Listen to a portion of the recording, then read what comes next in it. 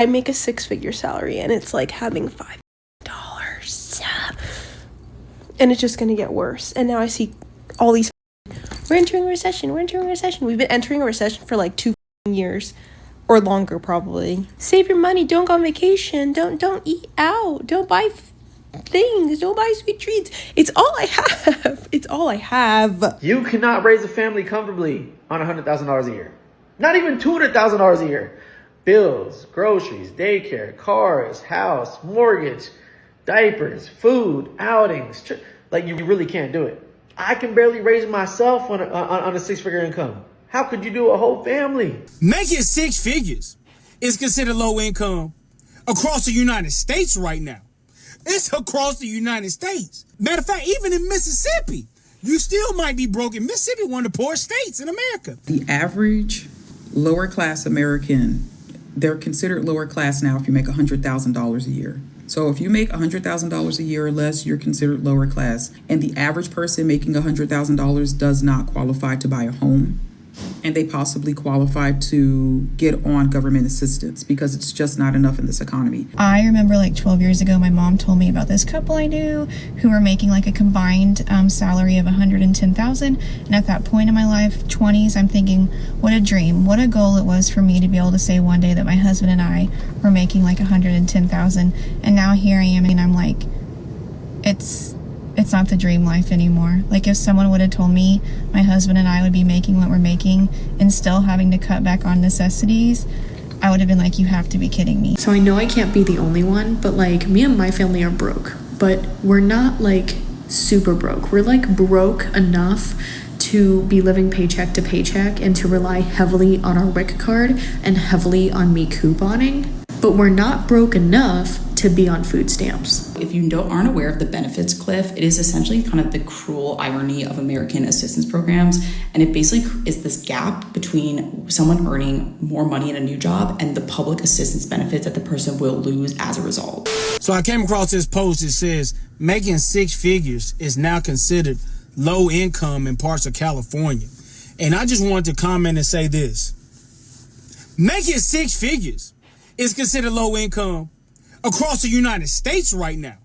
It's across the United States. Matter of fact, even in Mississippi, you still might be broke. In Mississippi, one of the poorest states in America. And I say that to say, don't get twisted. Making $100,000 is a great threshold, a great accomplishment, but $100,000 isn't the same as $100,000 20 years ago, 15 years. Matter of fact, 10 years ago, it ain't the same. Really, although yes, it technically is 6 figures, really 6 figures in prosperity for real in America, it don't really start until you hit $200,000 for real. Okay, so this guy's hilarious, and he made 2 very important points. He said that $100,000 is no longer what it used to be because you have to adjust it for time and location. So let's start with time. So I just typed in, when did 6-figure salary become a thing? And it says the idea of a 6-figure salary becoming a benchmark for financial success largely began in the mid 1980s. So me being a literal person, I went over here to this calculator and said, okay, what is $100,000 adjusted for inflation back to 1985? So what would that $100,000 be worth today? And if you see here, $100,000 in 1985 terms will be worth $299,720. So if you want to be considered a 6-figure earner in 1985 terms, whenever this 6-figure salary threshold became a standard, so to speak, you would literally need to make 3 times that in 2025 dollars. Another thing that we need to look at is location, because he's saying that no matter where you go in the US, $100,000 is not what it used to be. But it really does depend where you live. So I went to NerdWallet and used their cost of living calculator, and I typed in New York City because we're all familiar with New York City. And I compared it to a more lower cost living area like Dallas, which is still a good city to live in. And if you notice here, if you were to move from New York City and you were making $100,000 in New York City, you moved to Dallas, let's say you were able to work remotely, and you kept that same $100,000 salary, but now you're living in Dallas, you essentially got more than a 100% pay raise, because $100,000 in New York City is the same as making $42,390 in Dallas. So effectively, you can more than double your lifestyle by keeping that same income in Dallas that you were making in New York City. I never thought I'd see the day where $100,000 isn't enough in this economy. That's what the news reported. that the average lower class American, they're considered lower class now if you make $100,000 a year. So if you make $100,000 a year or less, you're considered lower class. And the average person making $100,000 does not qualify to buy a home. And they possibly qualify to get on government assistance because it's just not enough in this economy. When did the American dollar start to go down? Because it's happening. The value of the American dollar has gone down substantially. And that's why the goalpost is being pushed, because as we're meeting these goals that was set, the standards that were set by our parents to get a job, go to college, we're meeting these goals and it's still not enough. I legit make more now than I ever have, and I'm struggling, literally. Some days I still have to get out there and DoorDash, Walmart deliver, just to make ends meet. And this is a two income household. So tell me when this happened. Like when at one point $100,000, like that was more than enough in a year to survive, to go on vacation, to live comfortably.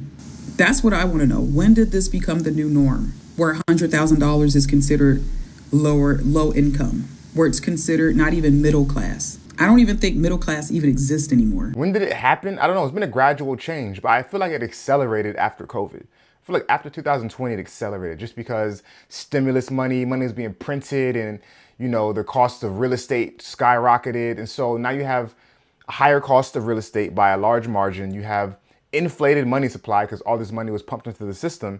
And so for that reason, your dollar is worth less, and now it's worth less. And the cost of these assets like homes are worth more or cost more, right? So, and that's what goes into inflation, CPI, consumer price index. Part of that is rent and mortgage. So I think that's when it accelerated. I don't know that it necessarily started there. I think it's been happening for a long time. And listen, inflation is a thing. It happens. So $100,000, again, as we just saw in 1985, could go a lot further than it does today. And as I said a second ago, it also comes down to your household size. So how many kids does she have, if any? If you have a household that brings in $100,000 and you have one kid, that $100,000 is going to go a lot further than if you have a household with 4 kids and that same $100,000. If you have 4 kids, you live in New York City and make $100,000, you're pretty much in poverty. If you have 4 kids and you make $100,000 to live in Dallas, you're probably okay. Another thing I want to throw in there is debt. How much debt do you have? Because that's going to make a big difference. If you have a lot of student loan debt and a lot of car debt, and let's say a big mortgage you're paying for, $100,000 is not going to stretch as far as if you have a paid off car and you have no student loan debt and you have no credit card debt and maybe you have a small mortgage on an affordable home, which sounds like oxymoron now. A small mortgage on a home you can comfortably in some way afford. By the way, not to get all technical on you guys, this is a report that the Federal Reserve publishes. It's called the Federal Reserve's Changes in U.S. Family Finances. And this one's from 2019 to 2022. According to the report, the median net worth in 2022 was $192,200 and the median income was $83,730. So if we're talking about income here, if we're being technical about it, the exact middle point where everyone above 50% of people have made it more than that and 50% made less was $83,730. So if you are a household bringing in $100,000, technically speaking, you're right around the middle class. In today's economy, do you think a couple that brings home $100,000 is enough to support a small family of like 3 to 4 people? I asked this because I made a post yesterday about how Americans are really struggling, and it was really sad and eye-opening to me to see the amount of people who said, I make 6 figures now, yet we're still struggling. And I don't mean is it enough to buy like luxuries. I just mean is $100,000 enough to live comfortably without having to live paycheck to paycheck. I remember like 12 years ago, my mom told me about this couple I knew who were making like a combined salary of $110,000. And at that point in my life, 20s, I'm thinking, what a dream, what a goal it was for me to be able to say one day that my husband and I were making like $110,000.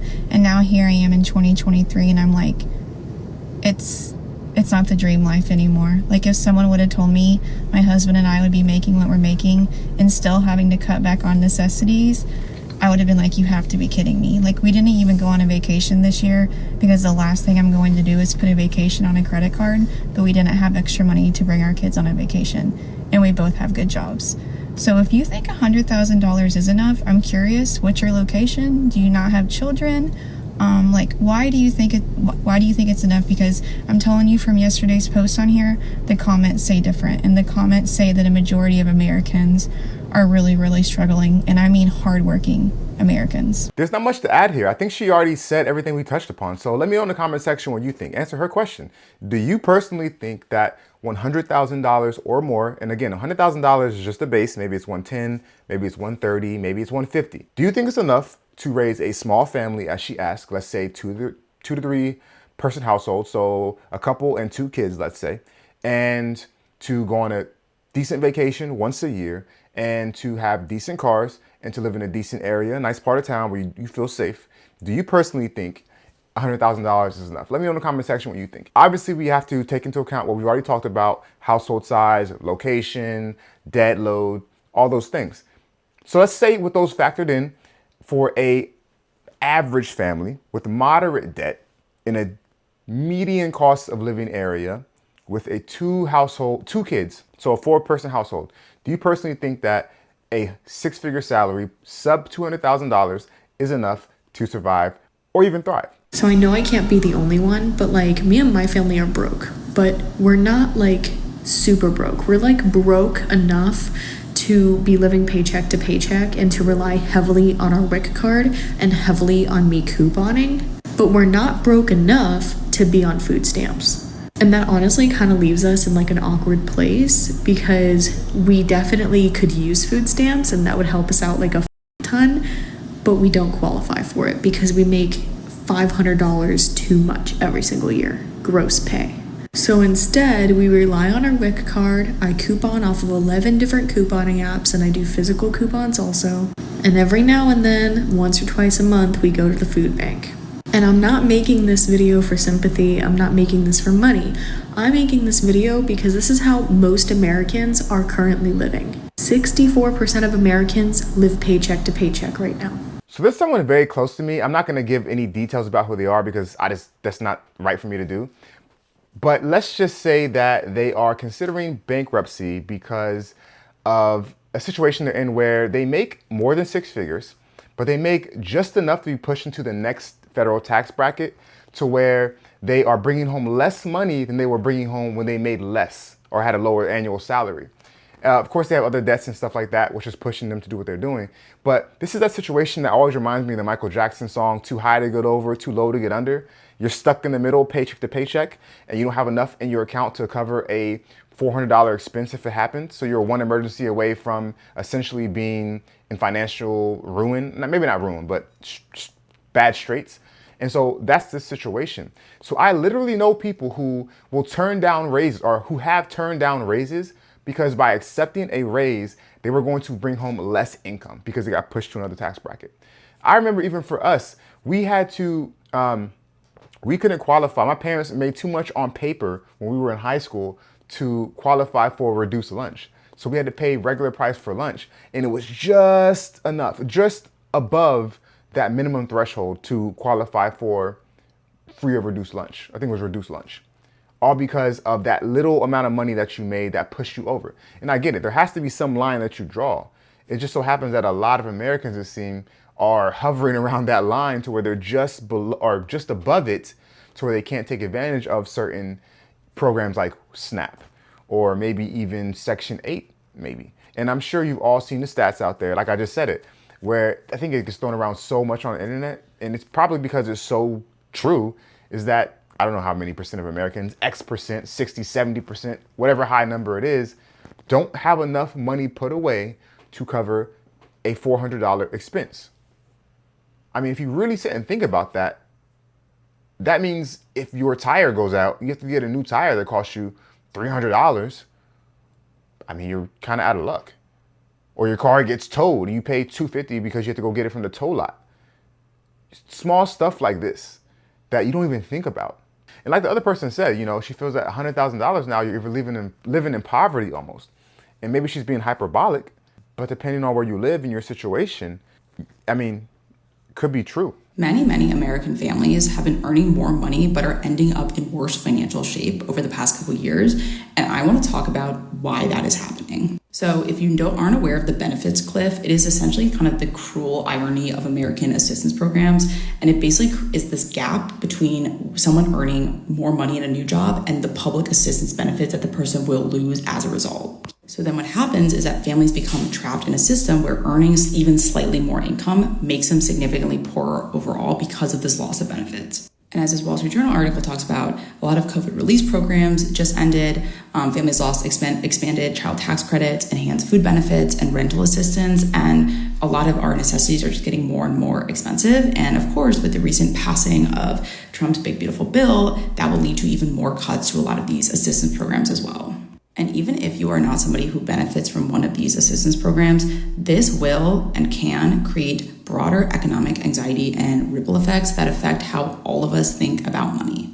The more people that are financially stressed, that reduces overall consumer spending, which drives down business revenues, which affects many, many people's job security. Like, financial strain can really spread through the entire economy, almost like a virus. And of course, this will also exacerbate wealth inequality and hollow out the middle class, right? Like, what used to be more achievable with a decent job now often requires two incomes, no chronic health issues, no unexpected expenses. And so that financial foundation that previous generations took for granted has shifted somewhat. And this isn't just about policy, it's also about understanding that individual financial struggles are often symptoms of broader economic structural changes. Like, sometimes the problem is not your budget, it is the economy itself. So she said what I just said much more eloquently. And she also introduced some other factors that I didn't think about, like the broader economic ramifications of this phenomenon, which I think she called the something cliff. I forgot already. Just like what happened was we saw with the government shutdown. What really got Congress to end it? It was all the huffuffle occurring with traveling, air travel. And why was that a big deal? Because it affected those people who weren't necessarily going to be affected by the issues that were being fought over in Congress, if we're being honest. And this channel is not political. This is just me talking about the facts. People who weren't maybe concerned about, let's say, the increase in healthcare premiums, because that's what the main issue was about for the bill being passed or not. They were trying to get on flights and go places. And so they made noise about it. And obviously you had some safety things start to occur, flights being canceled and majorly delayed. So what am I saying? I'm tying it back to this, whereas she's saying, okay, it's not just those folks who are in that danger zone or that dead area where they just make too much to get benefits from assistance they could use, but they're not making enough to really afford the rising costs of everyday goods and services and things we need to pay for. Well, if there's less money for those people to spend, it's going to affect the overall economy. It's going to affect businesses. Businesses are going to have to make changes because they're bringing in less income, let's say, less revenue, which might mean they have shrinkflation. We've heard of that. Same price for goods and services, but the hamburger is now this big, right? Where it was this big before. Or the bag of chips is halfway full of air, where last time it was maybe 40% full of air. Let's be honest, it's always been full of air. And they say it's to maintain the freshness. Get out of here. Anyway, point is, it's going to have larger or broader ramifications from a macroeconomic standpoint, not just from an individual level. That said, as people, we should still care about those folks, like the woman we just saw who has to spend 2 hours a day couponing just to pay for food to feed her family, even though she makes a good income. That's a problem. It's tough out here. But again, do you personally think the $100,000K? Do you personally think $100,000 is enough now to survive and even thrive? Or do you think now the bar should be moved and what used to be considered the threshold or the line to be considered middle class and doing well is no longer 100K? It's closer to maybe 200K or more. Let me know. That being said, thanks for sticking around this fun video. Appreciate it. Feel free to like and subscribe. And until next time, make smart financial decisions.